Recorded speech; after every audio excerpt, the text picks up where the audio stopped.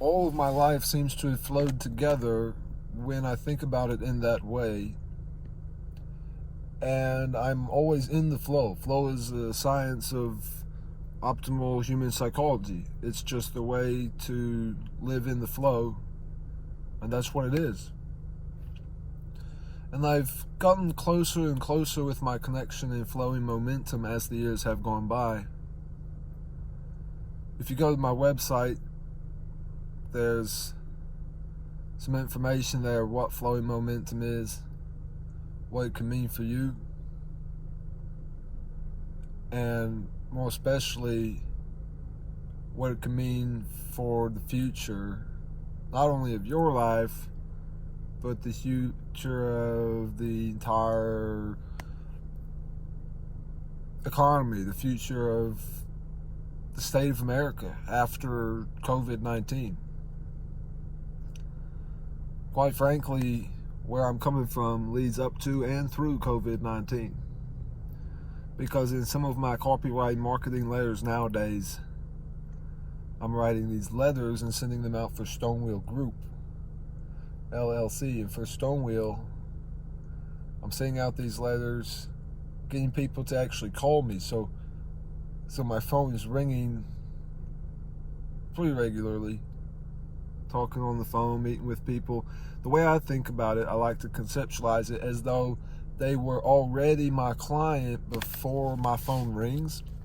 And I've explained this to some people, don't quite understand, but I'm explaining it to you, that the reason the person is actually my client before my phone rings is because you want to be very, very, very specific. Napoleon Hill said you need specialized knowledge. And the specialized knowledge comes in the form of being very, very, very specific. So the more specific I thought and meditated upon this whole funnel process, what that could even mean.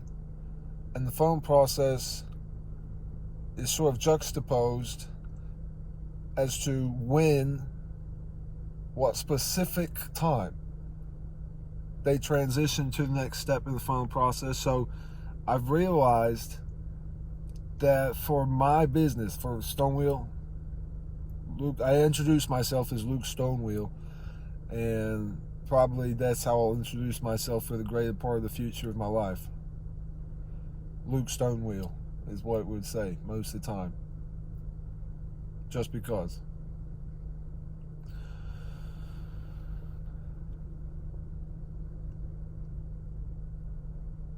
So where I'm coming from, I'm coming from salesmanship, got 5 years experience. I'm coming from musicianship. I've been a musician pretty much my whole life. And I still think musically, it's kind of influenced what I've thought about flow. Because I always thought flow was sort of something that you get in the flow when you're drumming with a certain pattern. A percussionist, started out actually as a saxophone player, and then trained for the Winter Percussion Ensemble, which is an extra group that you can join. And so I was doing woodwind during the day and percussion stuff at night. And then I got to that point where they had actually asked me if I wanted to switch to percussion because they were short on percussionists that year. And so I think about the flow of coincidence a lot. That was a coincidental event where now I'm looking back, I could never imagine myself as anything other than a percussionist. I just couldn't do it. Percussionist first and foremost. But looking back, if I hadn't been influenced in that way by Joseph Padua and Robert Elston, who knows what could have happened. Might be a completely different man today. Part of joining the marching band and the drum corps got me to practice marching, and I remember looking back to the history of marching bands in general, because by the way, we, the marching band clan, consider it more reputable than even, say, a football team or something like that. in terms of the physical and mental demands that are required of you, it's at least as difficult as being on a sports team, and probably more difficult, a lot of us would say, because you got your heart rate beating very fast. You're moving fast. You're engaging tons of muscles. You're super strong. But you have to do it all in time with this thing called a metronome.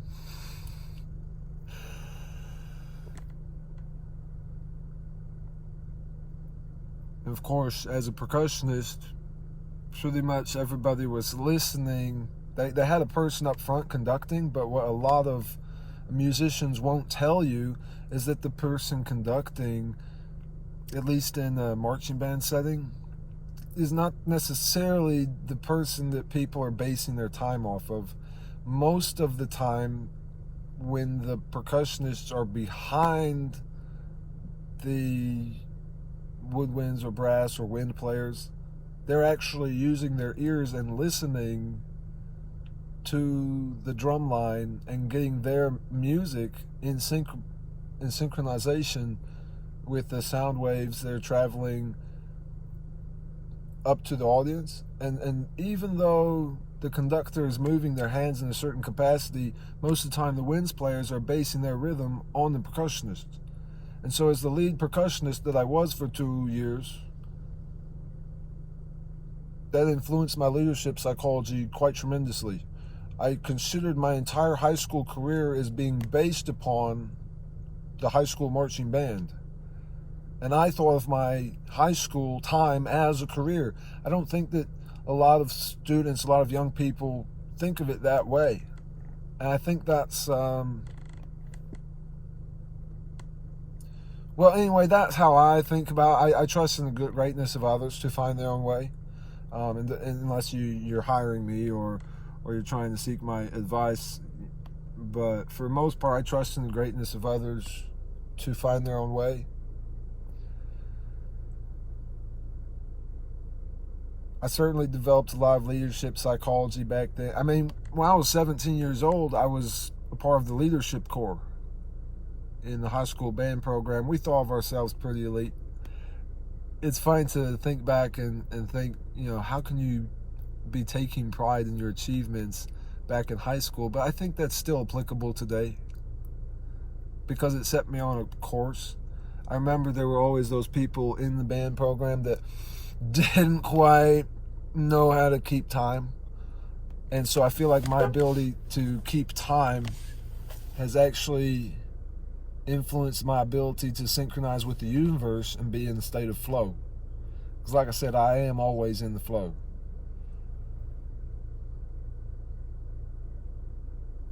Doing these videos in my car here. I work in my car a lot of the times. I'm driving for Uber and similar services. And just today I'm working on some stone wheel stuff for my real estate investment company. And the way I think about it is if I work for Uber and similar services or DoorDash and I'm driving for Uber and similar services, then essentially I'm making, $12-15 an hour, okay? But when I work on my real estate business, which I always keep closing material with me, always. And when I'm working on my real estate business, I'm making $300 per hour. There's nothing about me that could deny that because it's the absolute fundamental fact of the universe. I'm always in the flow. I'm always making $300 per hour when I'm working on my real estate stuff. So if I take a pause, maybe I earn $100 a day with Uber, or maybe I earn $100 a day with DoorDash, because it took me, say, 6 hours, 7 hours, 8 hours. And then I go and spend 45 minutes working on my real estate business. I know I've made more money in my real estate business than I have in DoorDash.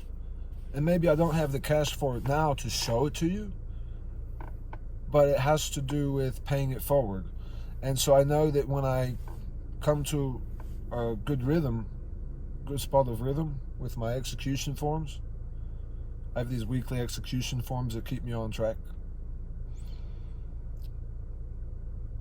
These weekly execution forms were kind of based on the business I started last year, STL Perdo, which is this based about. But now I've got a weekly execution form specifically for Stonewheel Group. And for me to introduce myself as Luke Stonewheel, I think that's a healthy, normal thing to do. Get a little business card, stick it on there. I was explaining this to a friend of mine. You know those junk mail you get, a plastic credit card, like a fake credit card in the mail, and it's like, call this number and register for a drawing for $1 million or whatever, some thing like that. They give you a little piece of sticky tacky glue putty stuff stuck on there. Quite simple fact of the matter is, I want my business card to be kind of like that on the letters you receive. So when you get a letter from me, that's how you'll receive my business card. You'll get my business card kind of stuck on the letter that I send you, and it'll be folded up in an invitation style card. I feel like I'm telling you maybe a little bit too much about Stonewheel Group. I don't want to share everything, because then I'd have to explain everything, and that'd be a waste of my time. Anyway, where I'm coming from, before this, I started STL Perdo. STL Perdo is supposed to be, it actually is. It's a coaching business. And it's a lot more than that. The spokesperson kind of does this sort of like a podcast thing.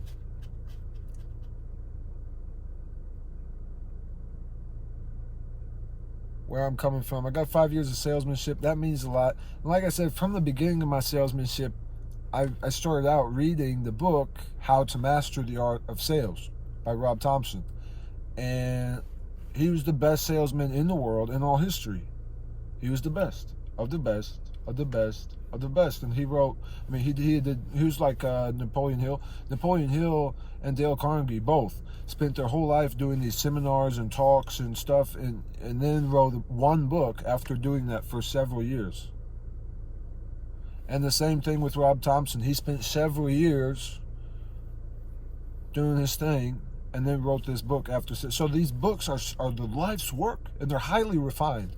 And if you can get in there and memorize them, then you basically have, like that's the way I feel. That's the reason I can demand $300 per hour, because I have their entire lifetime's work, and they were the best at everything they ever did. And I have their entire lifetime's work in my brain, and you don't. I mean, I know that's how Jeff Bezos feels. I read somewhere on the internet that he reads Sam Walton's book every day. Sam Walton wrote this little book called Made in America, and he would read it every single day. And now he's the richest man in the world, from a company he started in the 90s.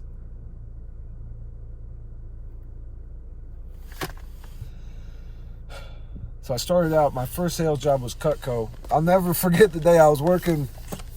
It was funny, back in high school with my parents are the best. They really sacrificed a lot for me. Any ounce of success is based on them and how much they care about me.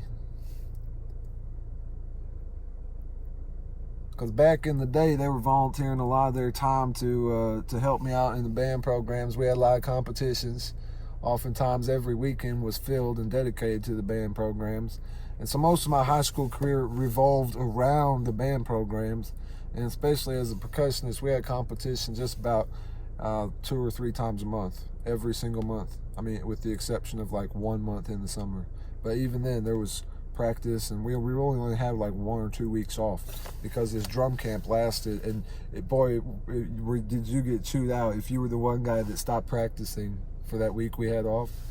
So you were supposed to like keep practicing. Considering I was the guy that was actually in charge of it all, I was the one that actually continued to practice, even though a couple of them were like, and now I kind of feel bad about telling him it was no big deal. He had said that he hadn't practiced for a whole week, and I had said, hey, chill out, no big deal, we'll get back on the horse.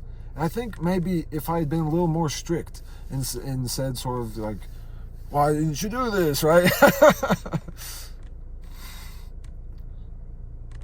My leadership psychology has gone through several phases. What I'm trying to say.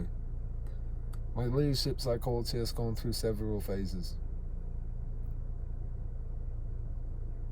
So I went to college at SIU Edwardsville for almost one semester, to be specific. I have gone to college, and I went to college for almost one semester. Almost. It was like 90% of one semester, but I didn't show up for the finals, so a couple of the classes withdrew me.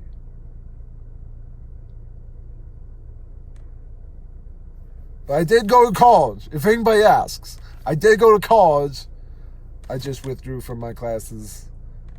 So I went for most of one semester and then like a week of the second semester. And that's when I started my first business. And it was based because I started my first job at Cutco, which I absolutely know was the most appropriate. If I could go back in time and do it over again 1,000 times, I would make the same choice I made. 1,000 times. I would leave college and experience my first sales job and my first business back to back. I would do 1,000 times the same way. Do it 1,000 times the same way.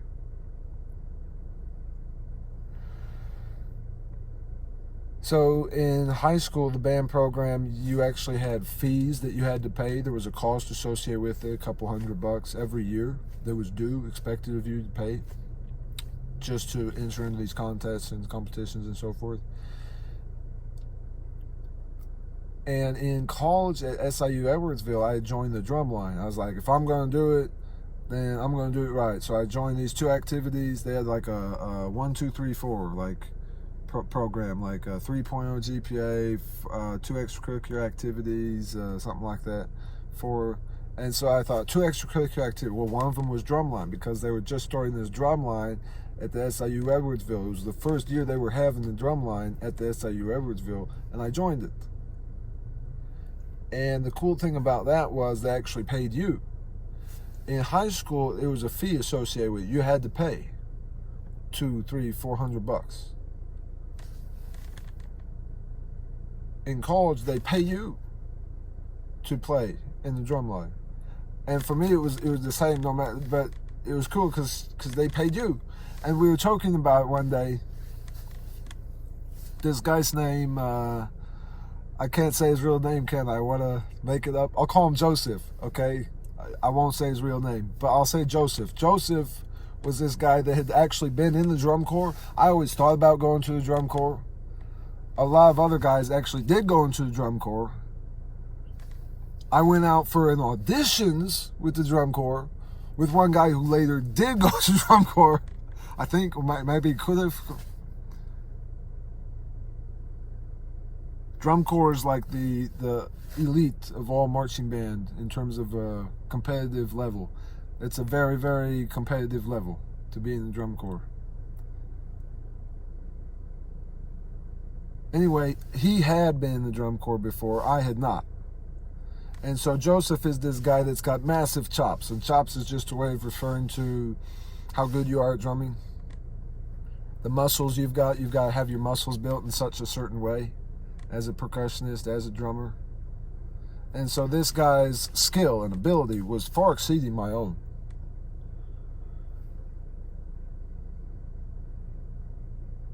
Joseph and I were having a sectional practice that day with Taylor, Veronica, I don't remember her name.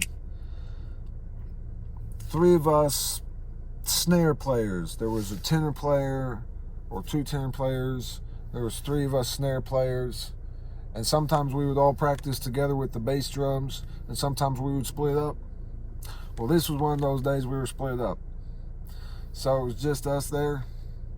She had to split and run real quick, so he and I were talking, joking a little bit, and I told him I was looking for some way to, make more money. He had told me that he had been in this company, worked with this company, made like $500 on one Saturday afternoon.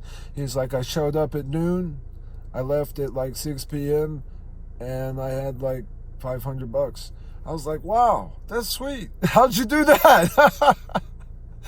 So he told me it was just the company called Cutco. So I went to Cutco and went on the website, looked them up the same night, stepped into the flow of coincidence back then in 2015.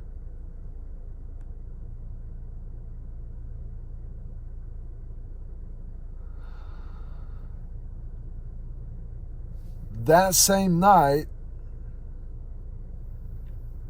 I put in my phone number and I got a phone call not but 25 minutes later. The person on the other side of the phone said they'd like to schedule me for an interview. I said I was surprised. I thought, don't they need? How can they? I thought they need to, qualify me or whatever. But they said you're already qualified because of this form I filled out on their website. So all you gotta do is come in. Could you make it today? And I thought today, and it was already about, say, 4:30 in the afternoon. I was feeling like relaxing for the rest of the day. I really was. They said, could you come in today? I said, what time? So he said, well, how about 6 o'clock? It's 6 o'clock. To make a long story short, that was the quickest shower of my life. I had not eaten anything. Ended up spending an hour and a half just waiting for my interview because there were a bunch of people in line. And then once I got my interview, everybody else, I never saw them again. Like the people that were in my training group, not a single person that I saw that night was in my training group. Not a single person. Training group was fun though. They had this program in the Cutco, they call it Fast Start. And so every once in a while she'd say slow start, we'd all say fast start! And she'd say slow start, we'd say fast start! And sometimes she'd drone on very monologue for a while. Her name was Carly. That was my manager at Cutco. Her name was Carly McAvazos. Memorize her last name. I was wearing this class ring I got, which was purple, because in Collinsville, K-Hawks, the school colors were purple, and also my birthstone's purple, amethyst. Went for the fist bump, and I was wearing this ring, and her knees kind of got wobbly, and she kind of got like tears up in her eyes, welled up, and she was like, "You're gonna break my finger!" I didn't mean to hurt her. I just forgot I was wearing it, so I stopped wearing a ring after that because I wanted to give people fist bump without breaking their fingers. I ended up selling some Cutco to my 5th grade teacher, Mrs. Daniels. Number of years later. I'm pretty sure the only reason I got a sale that night was because her husband had said something about me having been in the Army, enlisting in the National Guard.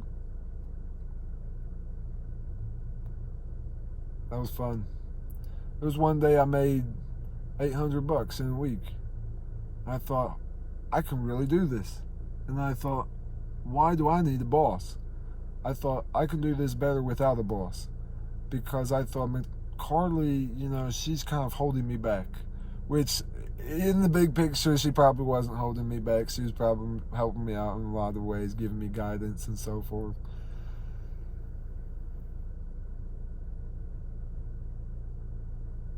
But in all truth, I wanted to branch out and start my own company. And I thought, if I do this now, at least I'll start gaining experience and getting better at it. But if I wait and wait and wait before I start my first company, I may never do it. I may be 20 years, 40 years later. It may have been something I always thought about but never actually did. And I was like, that's not what I want. I don't want my 50-year-old self or my 60-year-old self to to look back and say, gosh, don't you wish you started a business when you were younger? So you start getting some experience under your belt. And so now I can look back and say I've been a business owner since 2016. That's 4 years. First business I did was detail on demand. It was this car washing business I started up right after I stopped working in Cutco.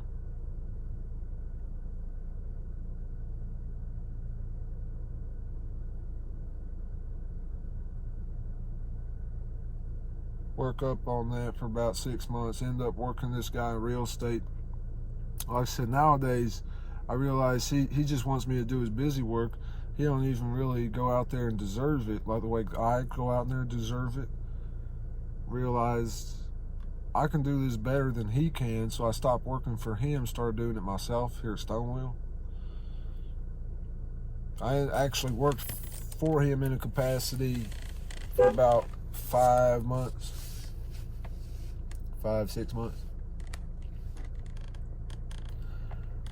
Stopped working for him because I realized I can do this better than he can do this, and he's doing a really terrible job. He needs my help and assistance, but boy, he did not have the humility in that regard. He always thought he was better than he actually was, and for all I know, he's not the only one with that opinion.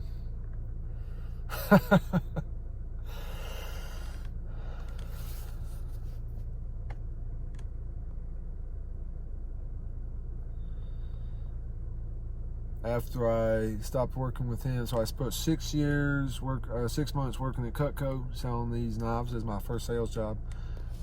6 months did the detail on demand car washing business of my own, and then after I met this other real estate investor, I decided to work with him for 6 months, and then I decided to stop detail on demand.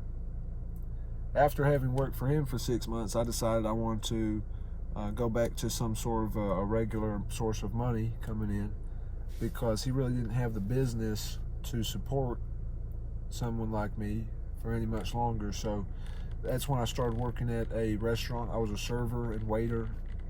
Started out at Ruby Tuesday, and then spent a little bit of time at Colton Steakhouse. And those two restaurants are actually not very far from Illinois Supply and Provisions, where it's just opened up. It's the only place within so many hours drive. A lot of people go there, especially on New Year's. There was a big line.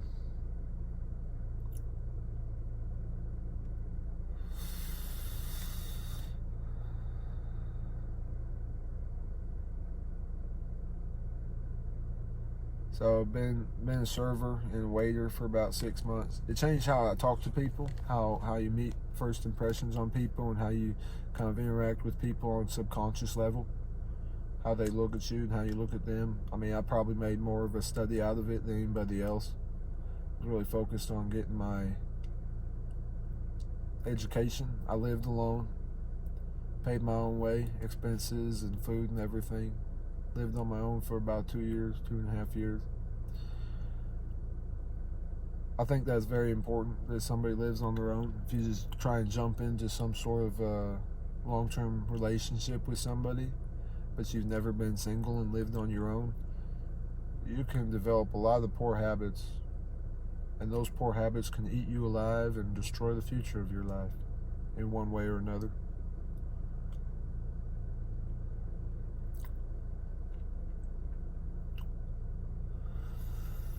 So that's a little bit about where I'm coming from. And like I said, I've been a business owner now for about 4 years, off and on. I was not a business owner the whole time. After having been a server for about 6 months there at Ruby Tuesday and Colton Steakhouse, then I decided I wanted to start a business again. I'd been not a business owner. I mean, 18, a little over a year that I was not a business owner. I'd been a business owner kind of 6 months along, doing that car washing business. And then, as a salesman, that's kind of like being a business owner, because in a sales position, you set your own schedule, and it's a lot of the same responsibilities. Like I said, I don't think everybody should go out and be a salesman. I don't think everybody should go out and be a business owner. I don't even think everybody should go out and consider lifelong learning, because it really does take a whole lot of extra discipline that not many people are capable of. And that's what makes us so great. I mean, 45% of the United States workforce is self-employed. And, you know, if I think that self-employed people are a little bit better people than employed people, then that's my freedom to think. Does it mean that we're more disciplined? Probably. Probably it does. Just being honest.